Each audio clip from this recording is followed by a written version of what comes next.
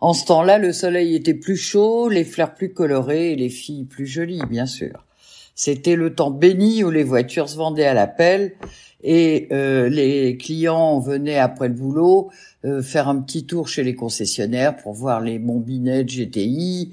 C'était l'époque où Alpina, AMG, Brabus, Corvette, Autodelta, des gens comme ça faisait rêver les jeunes cadres de la bourse qui se voyaient déjà cruiser à Deauville ou sur le port de Saint-Tropez au volant d'un bolide étranger de 300 chevaux rouge vif.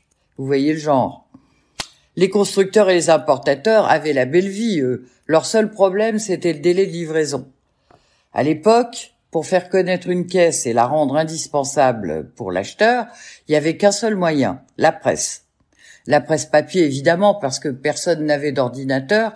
Internet était encore en gestation. Et en revanche, un papier dans Auto Hebdo, Sport Auto, L'Équipe, ou même dans la feuille de chou du Cantal, La Montagne ou Ouest France, ça assurait aux constructeurs un nombre incroyable de ventes. Donc inutile de dire que les constructeurs, ils ont rapidement compris l'importance cruciale des journalistes et ils se sont mis à les chouchouter. Le grand deal à l'époque, c'était de lancer la voiture dans un pays ensoleillé et d'accueillir la presse dans une ambiance digne des Mille et une nuits. Il fallait de toute façon faire mieux que les autres et rien n'était trop beau pour que les essayeurs associent la voiture à un séjour de rêve. Il y a eu ainsi des lancements mémorables et surtout associés à des cadeaux somptueux, des sacs de grandes marques, des montres, des appareils photo, offerts au moment du départ comme un petit souvenir. Et je me souviens que certains confrères plus âgés, enfin plus expérimentés, m'en parlaient encore 10 ans après avec émotion. Dans cette petite rétrospective non exhaustive et sans prétention, je vais vous faire revivre quelques-uns des moments les plus étonnants vécus lors des lancements presse. Vous allez voir que lorsque l'imagination est associée à des budgets, disons, confortables, ça donne des résultats plutôt surprenants. Mercedes 190, les WC construits par la Daimler-Benz. Étienne Moiti venait de m'embaucher comme essayeur à Auto Hebdo et jusqu'ici, mon boulot s'était limité à récupérer les voitures auprès des parcs presse et à les essayer à Montlhéry et ailleurs avant d'écrire mon papier dans le petit couloir qui me servait de bureau rue de Lille dans nos locaux exigus. Et moi, je croyais naïvement que le travail d'un essayeur, c'était ça se limitait à ça. Jusqu'au jour où Étienne m'a appelé dans son bureau et m'a montré une invitation portant le logo Mercedes. Et c'était une invitation à Séville pour le lancement de la 190. Alors, il faut savoir que la 190, à l'époque, c'était un événement pour Mercedes parce que ils avaient jamais joué dans cette cour-là. Ils avaient fait jusque-là que des grosses voitures. Ils étaient en train de lancer le G, qui était encore plus gros que les autres. Et une petite voiture comme la 190 l'était à l'époque, c'était pour eux non seulement important, mais c'était une innovation, c'est un événement. Il y a eu l'avant 190 et l'après 190 chez Mercedes. Donc vous imaginez l'importance de la voiture. Moiti, il me dit, faut absolument y aller. C'est une voiture importante pour la marque et de notre côté, nous, on n'a aucun moyen de la conduire ici, de l'emmener à Montlhéry avant son lancement officiel. Ça va être un gros truc, ça, et c'est un lancement international. Mais au moins, on pourra essayer toutes les combinaisons de moteurs, de boîtes, de finition, tout ça. Bref, vous y allez. Faites votre sac, vous y allez. C'est comme ça que je me suis retrouvée au Bourget, dans la salle privée d'une compagnie tout aussi privée, pour un vol, privé. Déjà, ça commençait bien, moi j'avais pas l'habitude. L'attaché de presse m'a accueilli comme si j'étais la reine de Saba, et il m'a expliqué comme ça, « Oh, pour l'Andalousie, c'est plus pratique d'affréter un avion privé. » S'il le dit, je le crois. Champagne pendant le vol, une hôtesse aux petits soins, ça commence plutôt pas mal. À l'arrivée, des limousines nous véhiculent jusqu'à l'hôtel et là, surprise, il nous dépose carrément devant l'Alphonse XIII, qui est le plus bel hôtel de tout le sud de l'Espagne, carrément. Un magnifique 5 étoiles construit dans les années 20 par le roi Alphonse XIII, justement, dans un style andalou, mauresque, splendide. Sur le plan architectural, c'est une beauté incroyable, avec une cour intérieure, des fleurs, des balcons, des rambardes façon hacienda. On s'attend à avoir débarqué ou Zorro ou Don Diego de la Vega, c'est le même, au coin du patio, vous voyez, c'est carrément grandiose. Ma chambre, bah, elle est à peu près un peu plus petite que le chœur de Notre-Dame, vous voyez. En fait, faut dire que la chambre, elle coûte le salaire moyen d'un ouvrier de chez Mercedes, donc elle peut être grande, hein. Évidemment, je regarde les équipements de l'hôtel. Il y a une piscine que j'aperçois par la fenêtre qui est absolument somptueuse, un spa, un hammam, une salle de sport et que sais-je. Et tout ça, évidemment, je pourrais même pas en profiter parce que le programme est posé sur le petit bureau dans ma chambre et je peux vous dire qu'il est chargé. Et oui, et à ce propos, il faut quand même que je vous raconte le nombre incroyable d'hôtels merveilleux, 4 ou 5 étoiles, dans lesquels les constructeurs m'ont invité. Bon, brièvement, je suis d'accord, genre une nuit, peut-être 2 des fois, mais pas souvent. En revanche, j'ai jamais pu profiter des commodités extraordinaires offertes par ces palaces parce que j'avais jamais le temps. Voilà. Ah oui, c'est dur la vie d'essayeur, hein. Je vous vois rigoler, mais c'est vrai. Bon, alors, donc, j'ai pas le temps non plus de m'éterniser. J'ai juste le temps de voir que le lit, il est immense. Ça fait rêver et que, enfin, tout est parfait.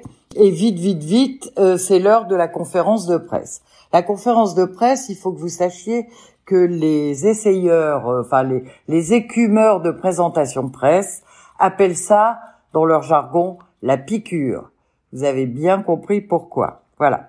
Donc, on va à la piqûre, précédé comme il se doit par un petit verre, une petite coupe, au hasard.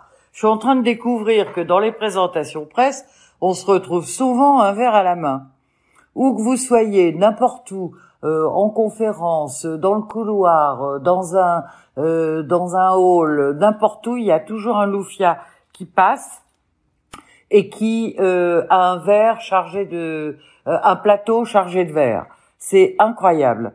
Et je pense que ça arrange pas mal certains de mes confrères que j'ai souvent vu un verre à la main. Non, je rigole.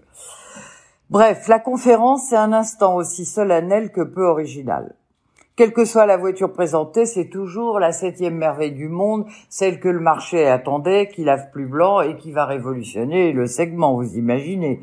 Donc, on a un défilé d'ingénieurs, de motoristes, de designers qui succèdent au micro, en allemand, en anglais, mais le plus souvent en allemand, ah là là, et qui nous assènent des chiffres, des croquis, des données, à vous donner le tournis. Le tout visant à nous expliquer par A plus B que l'auto, elle est absolument fantastique. Quand ils sont sûrs qu'on a bien compris, on réveille ceux qui s'étaient assoupis. Ah, j'en ai vu beaucoup, hein. Et c'est l'heure de passer à table. Bon, le dîner, c'est pas ce qu'il y a de plus agréable, c'est pas le moment le plus sympa, parce que les mets sont excellents, c'est pas le problème. Les chefs étoilés sont toujours associés à des palaces. Mais c'est surtout que il faut vous coltiner tous les ingénieurs, les motoristes et tout ça, qui parlent un anglais, bon, disons, ils le parlent sous la torture. Le plus souvent, c'est en allemand, donc faut vraiment réviser votre allemand. Et puis bon, ils sont bien rodés pour esquiver les questions qui fâchent. Donc vous aurez difficilement une info exclusive dans ce genre de dîner, quoi. Donc j'abrège, je squeeze le pouce café sempiternel et je vais me coucher parce que le lendemain c'est à l'allemande Arzo, jugulaire, jugulaire, à 7 heures, devant la porte, petit déjeuner pris. Donc, petit dodo. Évidemment, j'avais caressé l'espoir de visiter un peu Séville avant le début des hostilités, mais ça veut dire à 6 heures du matin. Et à 6 heures du matin, je vous prie de croire que les églises et les monuments, tout est fermé. Donc, voilà. Et puis 6 heures du matin, petit déjeuner pris, non, franchement, c'est pas pour moi. Et donc, j'ai pas vu grand-chose cette fois-là de Séville, en tout cas. Le lendemain, donc, le balai des limousines nous attend devant la porte pour nous emmener à l'Hacienda. Alors, hier soir, on nous a expliqué que la présentation se ferait dans une hacienda et que, pour des raisons de praticité, nous, on pensait qu'il y avait 10 voitures.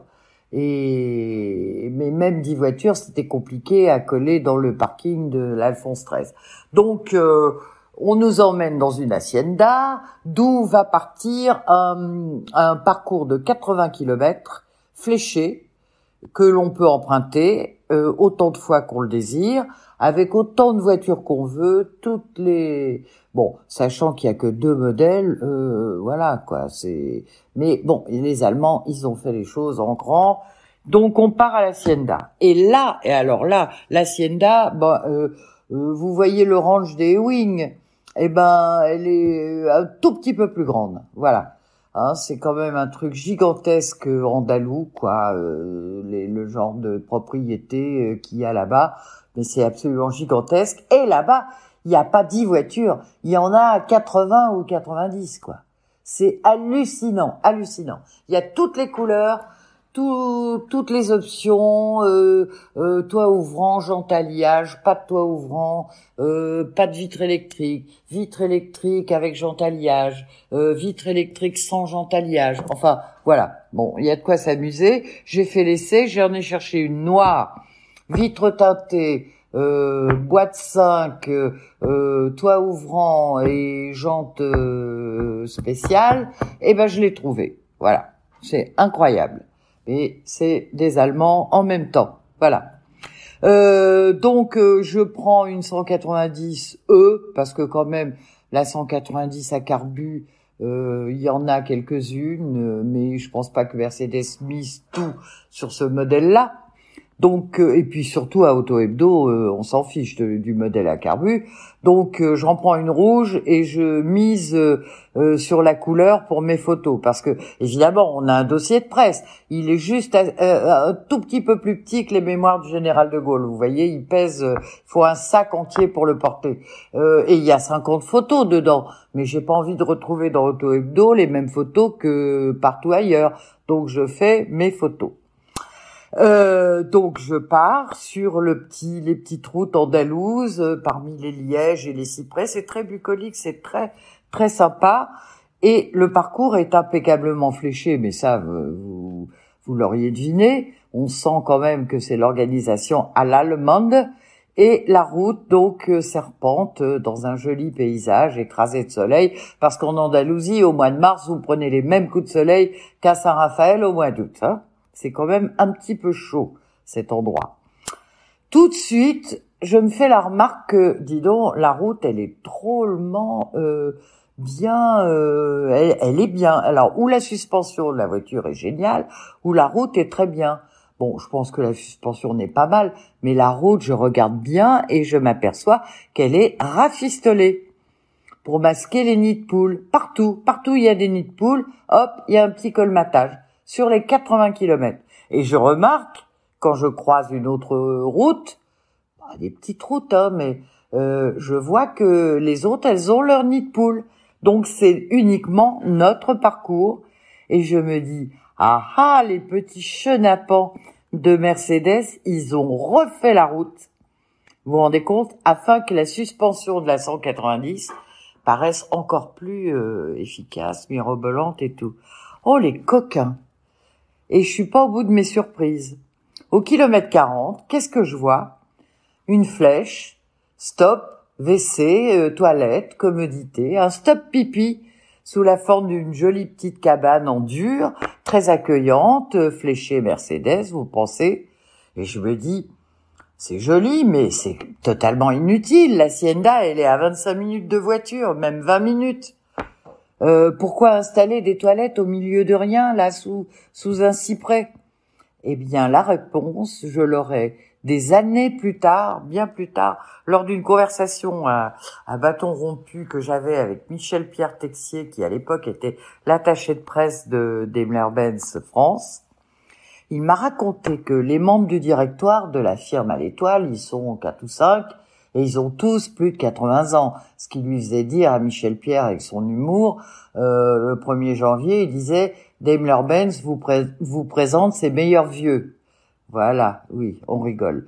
Et donc ce brave homme avait été chargé par le directoire de faire l'essai pour voir si le parcours était bien fléché, si ça se passait bien. Et ce brave homme souffrant de la prostate, il a dit il faut installer des toilettes à mi-parcours.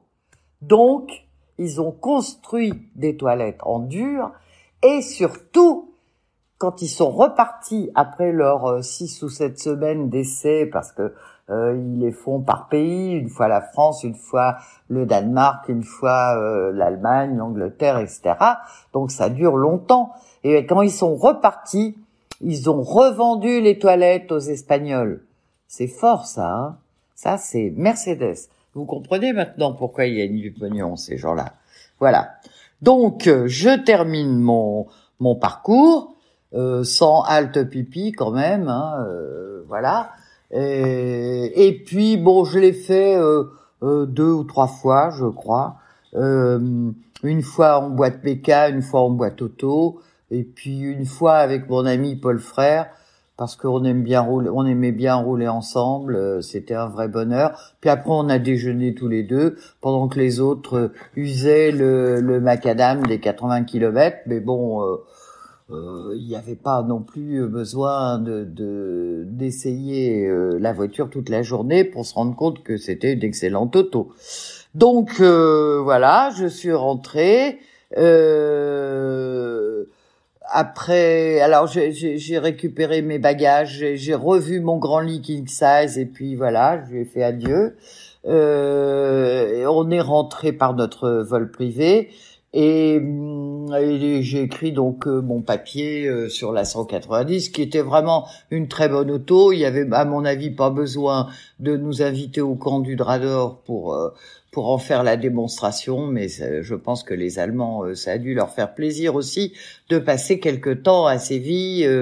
Ils aiment bien la chaleur, hein, ils aiment beaucoup l'Espagne en plus. Mais et puis surtout maintenant, quand il y a un dîner mondain et qu'il y a quelqu'un qui parle de l'Alphonse XIII, moi je peux me la jouer grand voyageur de luxe, vous voyez, et puis je dis ah oui, l'Alphonse XIII, c'est un très bel hôtel. Vous connaissez la suite royale? Et rappelez-vous, vous pouvez nous retrouver sur nos sites Road Story et Histo Auto, sur notre chaîne YouTube Road Story, et en podcast audio sur iTunes, Spotify, Deezer et Google Podcast en recherchant les mots Road et Story. À bientôt!